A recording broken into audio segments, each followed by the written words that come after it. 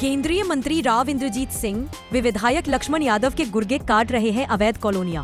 शहर में सरकारी भूमि पर रोज हो रहे हैं कब्जे। सरकारी भूमि पर अवैध कब्जा करने के लिए शहर में गिरोह कर रहा है कार्य। जिले में कई 100 एकड़ में कट रही है अवैध कॉलोनियां। राजनीतिक संरक्षण होने के कारण डीटीपी भी कर रहा है नामचारे की कार्रवाई। रेवाड़ी के विधायक लक्ष्मण यादव को नसीहत देते हुए कहा, झाड़ू मारने से नहीं चलेगा काम, बाजा बजाने व हारमोनियम बजाने से नहीं चलेगा काम।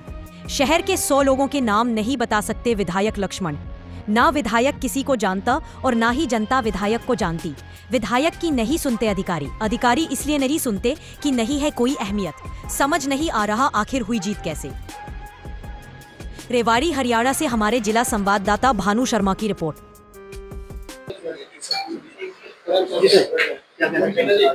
रेवाड़ी में चाय पर पहुंचे कैप्टन साहब के घर, क्या कहेंगे? हमारे मित्र हैं, हमारे साथी रहे जी। आज आया था रेवाड़ी, मतलब भगवाड़िया जी का लड़के के पास, भगवाड़िया जी का, तो हमारे को मिले, मारता रहता हूँ, कोई पुराने साथी रहे हमारे, मंत्री है हमारे साथ, वैसे भी हमारे मित्र हैं।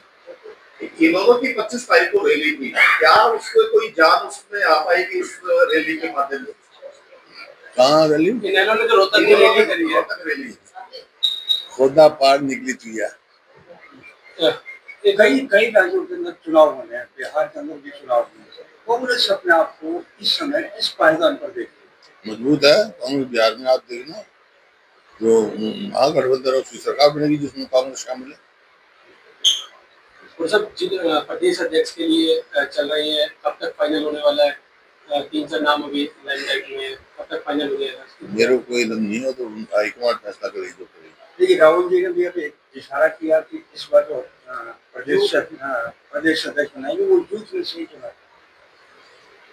प्रदेश की कानून करना फैसला, प्रदेश की अगर कानून व्यवस्था और दूसरी बाजरा खरीद की बात कर ले, सरकार तमाम दावे कर रही है, किस तरह देखते हैं? कानून व्यवस्था बिल्कुल शर्मरा चुकी है। कोई हरियाणा में अपने आप को सुरक्षित महसूस नहीं करता। और ये मैं नहीं कह रहा हूँ, केंद्रीय जो होम मिनिस्ट्री है, गृह मंत्रालय, उसकी रिपोर्ट है कि सबसे असुरक्षित प्रदेश हरियाणा है। और ऐसा प्रतीत होता है हरियाणा में सरकार नाम की चीज ही कोई नहीं। रोज फुरतियां मांगी जा रही हैं, कहीं लूटपाट हो रही है, कहीं कत्ल हो रहे हैं, कोई रुकावट नहीं, कोई फॉरवर्ड हो रहा है। बीपीएल की हजारों काट दिए, लाखों वोट इलेक्शन के समय बना दिए, अब काट रहे हैं। अब सवाल इस बात का बनाए क्यों थे, बनाए थे काट क्यों रहे? आज हरियाणा की इन्होंने जो किया है, हरियाणा की 80% पॉपुलेशन भी लोग बीपीएल का रखी है, तो कहाँ हरियाणा की आर्थिक स्थिति कहाँ बची हुई है? 2100 रुपए भी महिलाओं को दे रहे हैं, कितना सिरे चढ़ेगी?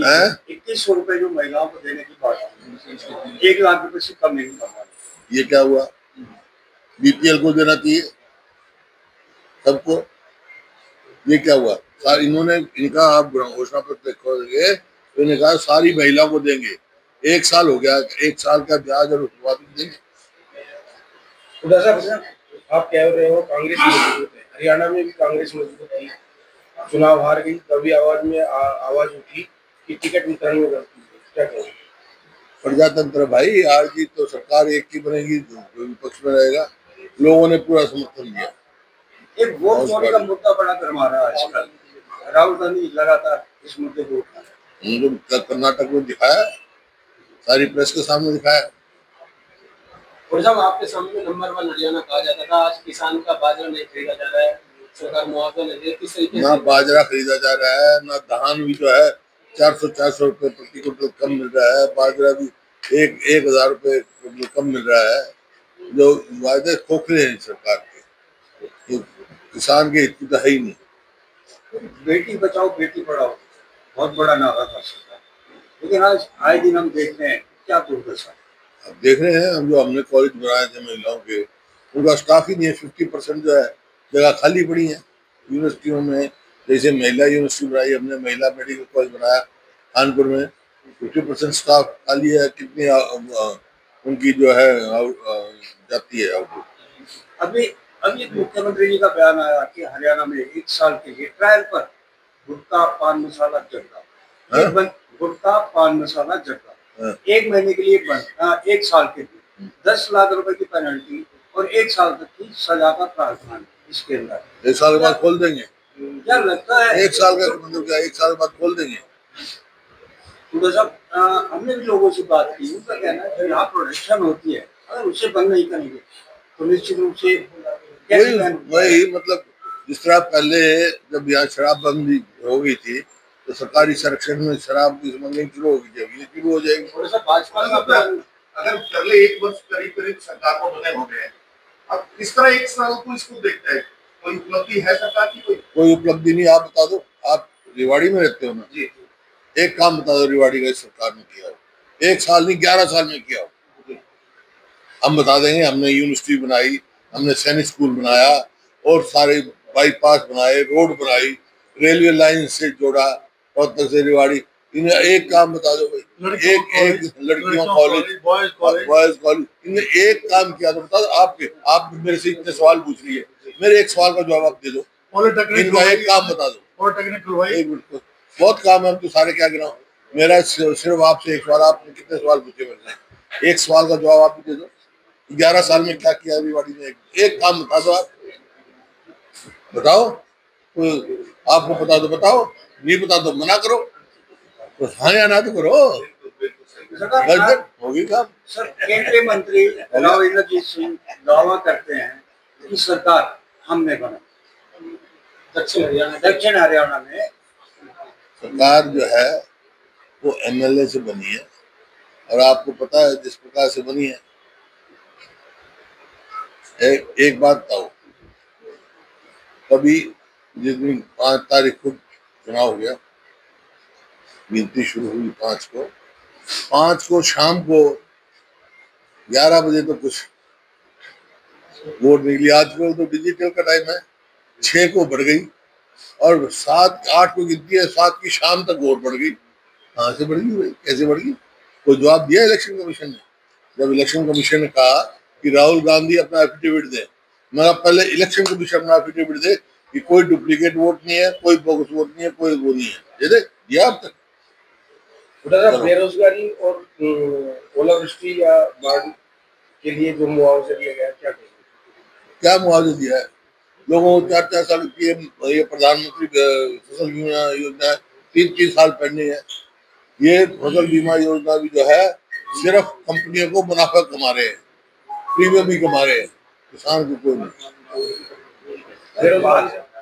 भाजपा लगातार आरोप लगा रही है कि कांग्रेस में अभी भी गुटबाजी चल रही है।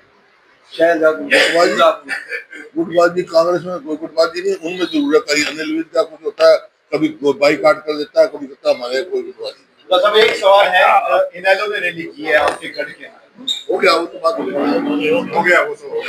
आपने हुड्डा साहब आए थे अभी, क्या कुछ मंत्रणा हुई, अकेले में भी बात हो रही थी कुछ? ना, वो तो वैसे ही आए थे यहाँ पर, अपना शकुंतला भगवाड़े जी के पुत्र तरुण भगवाड़िया जी के जो 13वीं थी उसमें आए थे, तो चाय के लिए उनकी इच्छा थी कि चाय पिए मेरे साथ। हमने फिर उनको निमंत्रण दिया कि आप चाय के लिए आए हमारे यहाँ, और मैं समझता हूँ कि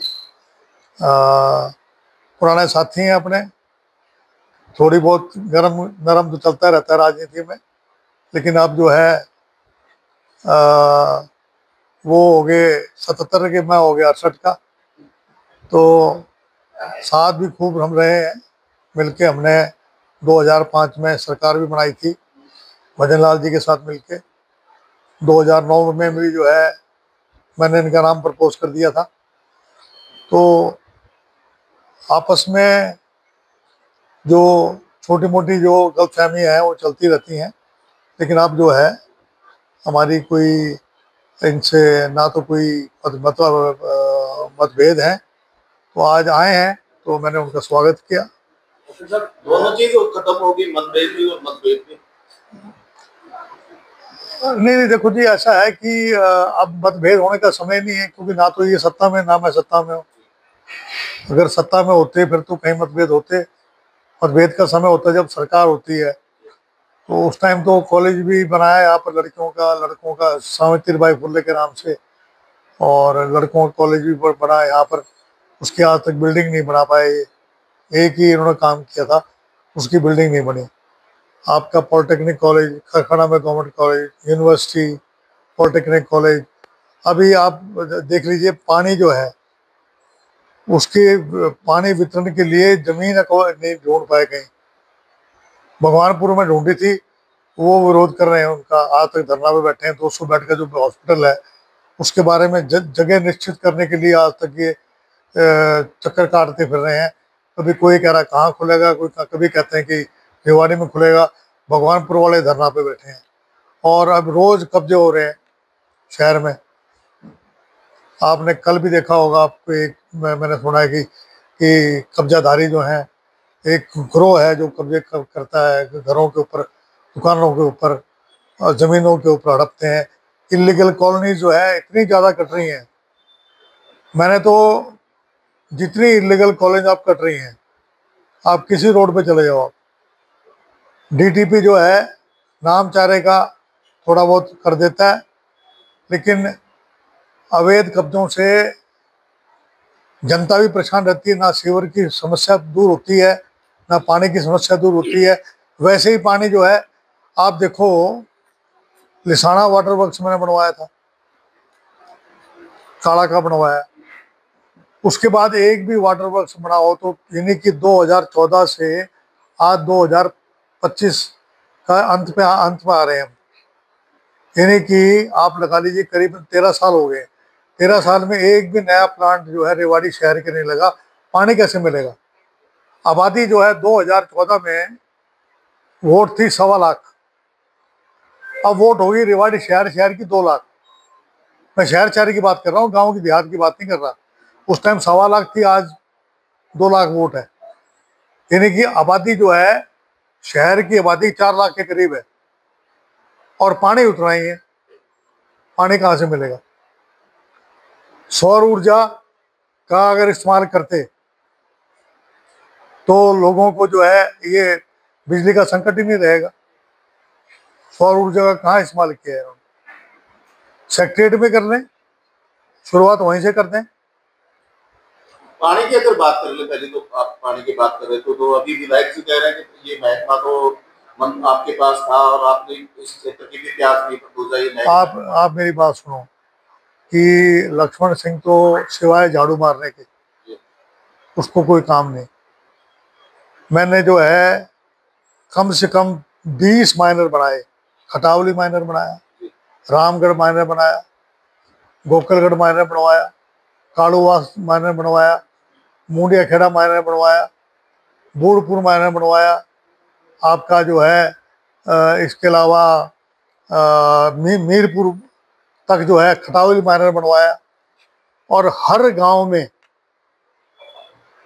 पानी पर आधारित पेयजल योजना, फिजड़ी में देख लो, रामगढ़ में देख लो, आपके फदनी में देख लो, आपके खड़गवास में, लादवास में, और आपके इसमें क्या नाम है, यानी कि कम से कम 20 पानी पर आधारित पेयजल योजनाएं।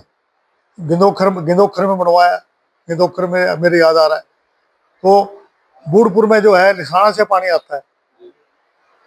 यानी लिसाना का जो वाटर वर्क्स है वो ये जो गांव है उनका भी प्यास बुझा रहा है। शहर की यानी पूरा जो आपका रेलवे कॉलोनी की साइड में जो नई आउटर कॉलोनी थी उसका लिसाने से पानी आ रहा है।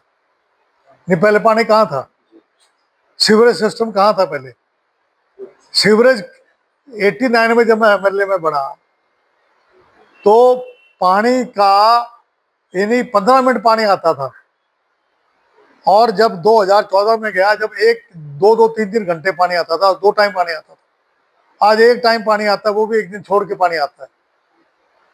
तो लक्ष्मण जी को कहो कि काम करें, ये बाजा बजाने से, हारमोनियम बजाने से, झाड़ू मारने से, अरे वो क्यों नहीं ये भर्ती करते अपने सफाई कर्मचारी?